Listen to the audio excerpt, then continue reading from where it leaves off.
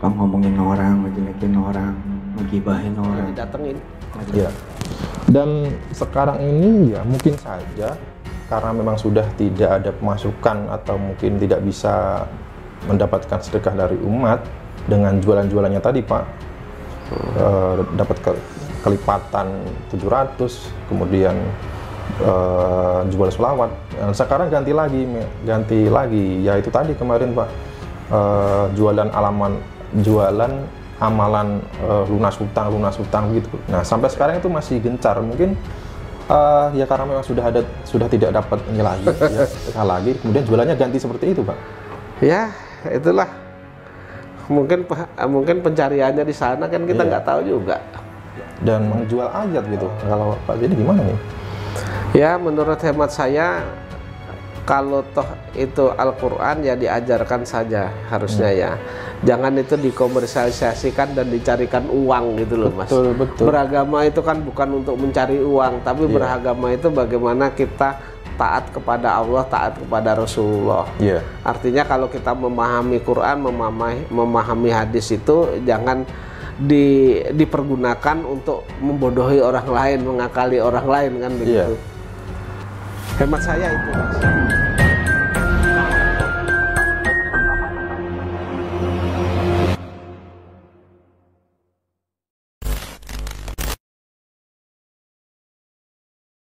Dan kemudian mengenai bisnis-bisnis Mansur yang banyak yang bergelimpangan, mati, bangkrut ya seperti Pak Etren dan lain-lain gitu Pak.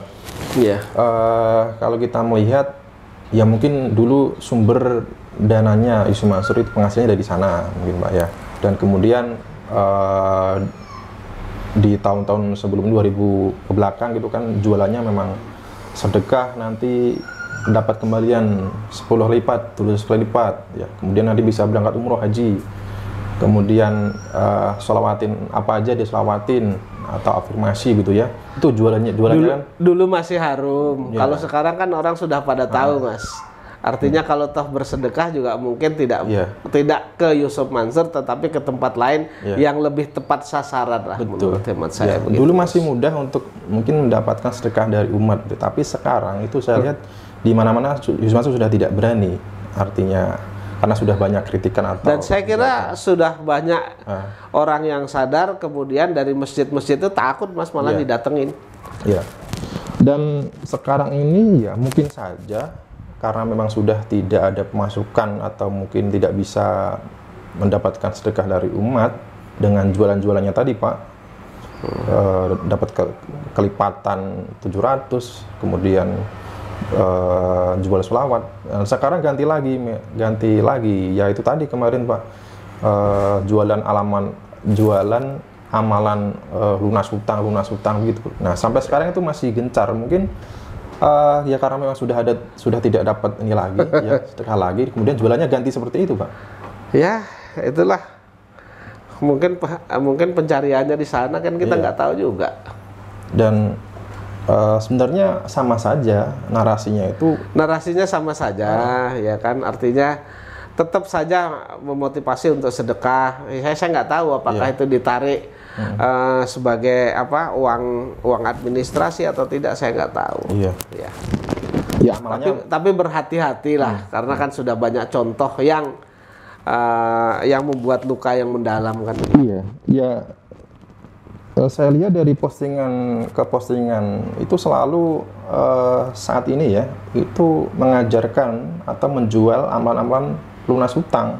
Ya kan ada yang sistem berbayar gitu Pak. Nah yang sebenarnya sama saja, yang dijual itu amalan surat al-Waqiah dan selalu seperti itu. Nah ini kan kesannya terkesan seperti mengkomersialisasi Al-Quran gitu ya. Ya menjual ayat gitu. Kalau Pak jadi gimana nih? Ya menurut hemat saya, kalau toh itu Al-Quran ya diajarkan saja harusnya ya. Jangan itu dikomersialisasikan dan dicarikan uang gitu loh Mas. Beragama itu kan bukan untuk mencari uang, tapi beragama itu bagaimana kita taat kepada Allah, taat kepada Rasulullah. Artinya kalau kita memahami Quran, memahami hadis itu jangan dipergunakan untuk membodohi orang lain, mengakali orang lain kan begitu. Hemat saya itu Mas. Ya. Tapi memang ya gayanya waktu di kota wisata juga Yusuf Mansur memang seperti itu. Artinya nanti yang hidup susah jadi seneng ya kan. Iya. Yang belum dapat jodoh menjadi dapat jodoh, yang sudah punya miliaran menjadi triliunan kan begitu. Iya. Ya intinya itu aja lah yang dijual. Dan oh ini ada peluang bisnis bagus misalnya berkaitan dengan ini, yang dijanjikan ya untung-untung aja, nggak pernah ngomong ruginya tuh Mas. Iya. Dan yang dijual lagi-lagi setengahnya ya untuk aneh, nanti untuk menghidupi operasional pembangunan gedung pondok pesantren Darul Quran. Ya itu aja yang dijual, itu aja Mas. Iya. Kalau nggak pondok pesantren, masjid, ya kan itu aja yang dijual. Iya. Tapi saya juga belum pernah ngelihat Yusuf Mansur ketika ada bencana gitu ya. Nyumbang berapa? Ketika ada bencana nyumbang berapa miliar, itu belum pernah lihat lah begitu. Iya. Ya, memang ini suatu keprihatinan ya di tengah. Dan saya pernah ketemu juga kan orang yang pernah mewakafkan mobil Innova ya, itu orang Boyolali itu. Iya. Mereka mewakafkan padahal masih dalam kondisi leasing loh Mas ya. Betul. Itu diwakafkan, yang mewakafkan itu yang melunasi. Iya. Ketika orang yang mewakafkan ini sedang berada di bawah, mereka pinjam kepada Yusuf Mansur, hanya dikasih janji-janji melulu dan akhirnya tidak diberi. Iya. Hanya 5 juta hanya untuk kepentingan yang urgent loh itu Mas. Untuk anaknya wisuda bagaimana gitu. Betul. Iya. Pak Patur namanya. Iya, betul. Iya. Iya, artinya kan memang ini ironis sekali ya, di saat investor-investornya ini kesulitan untuk menagih haknya, nah dia sendiri itu terkesan menjual-jual ayat, ya menjual al-waqiah, ya itu saja yang digembar-gemborkan, dan kemudian itu pun berbayar begitu. Nah. Ya sebenarnya kan gampang kalau dia harus jualan itu, dia dulu amalkan. Betul. Kewajibannya selesai dulu, semua kewajibannya selesai dulu, ya kan? Baik yang masuk pengadilan maupun yang tidak masuk pengadilan. Setelah buktinya itu nyata, baru mereka mengatakan nih, gua ijazahin lo baca ini, kesulitan lo bakal hilang, utang lo bakal lunas kan begitu, usaha lo bakal maju kan gitu Mas. Iya.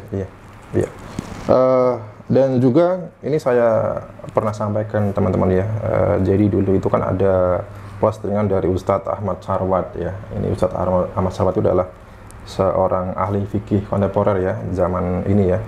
Dan dulu pernah menulis itu Mang Ucup ya. Mang Ucup saya sudah lama kenal dengan Mang Ucup ya.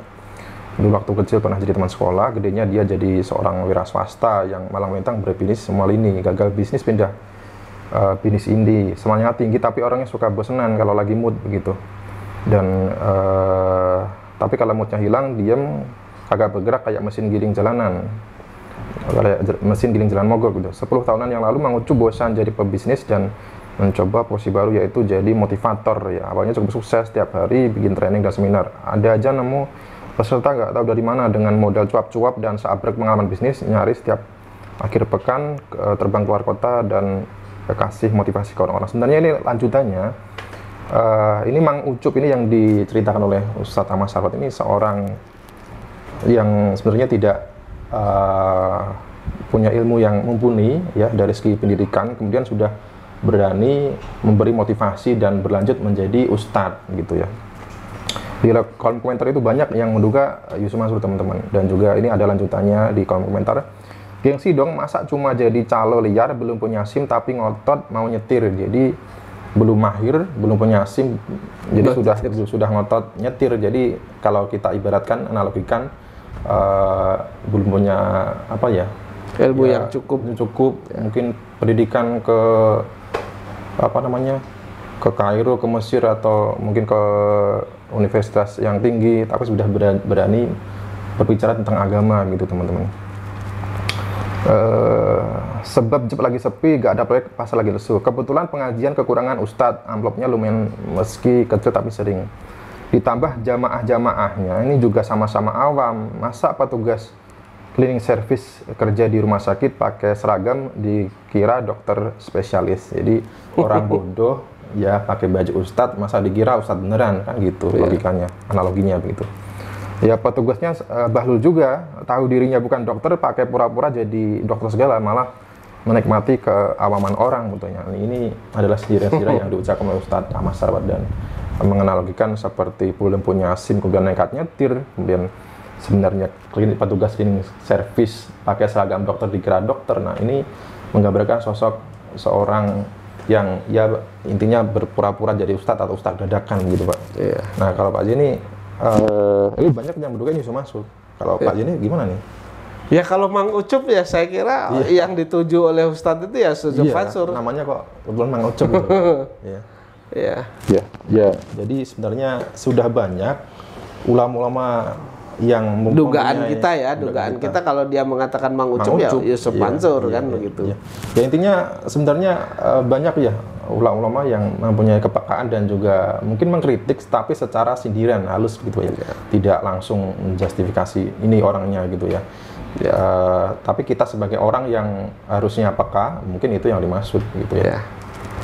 Dan kita juga ini sebagai wanti-wanti untuk kita semua untuk hati-hati kepada sosok-sosok yang berbagai baju agama, ya mengklaim dirinya ustadz, tetapi pengetahuannya sebenarnya ya takutnya biasa-biasa ayam aja. berbulu musa ayam. Betul. Jadi domba berbulu harimau. Betul. Iya. Ya. Harimau musang berbulu ayam kan gitu takutnya ya Mas. Iya, betul. Kiasan-kiasan itulah. Iya, jadi artinya kelihatannya di luarnya baik, ternyata di hatinya dari awal ntar gua bayar dan seterusnya kan. Betul. Iya. Oke. Ya, oke. Teman-teman mungkin sudah panjang perbincangan kita dan tadi kita juga sempat memutar video dari Ibu Ayu Aida yang ini membocorkan atau curhat kata Pak Haji ini terhadap sosok seseorang yang mempunyai bisnis kemudian memotivasi orang-orang bersedekah, punya keahlian retorika, kemudian mengajak membangun masjid di London dan ternyata itu fiktif, tidak ada wujudnya dan ya banyak yang menduga itu adalah Yusuf Mansur teman-teman. Ya itu adalah semuanya termasuk postingan dari Ustadz Ahmad Sarwat tadi untuk wanti-wanti untuk kita berhati-hati terhadap sosok-sosok pemuka agama, menjual agama untuk kepentingan pribadi gitu Pak. Betul. Oke, mungkin cukup Pak. Mungkin ada yang ingin ditambahkan. Cukup. Oke, teman-teman kita lanjut di kesempatan selanjutnya. Terima kasih. Saya Aji dan Pak Jani dari Kota Wisata Cibubur mengucapkan terima kasih. Wassalamualaikum warahmatullahi wabarakatuh.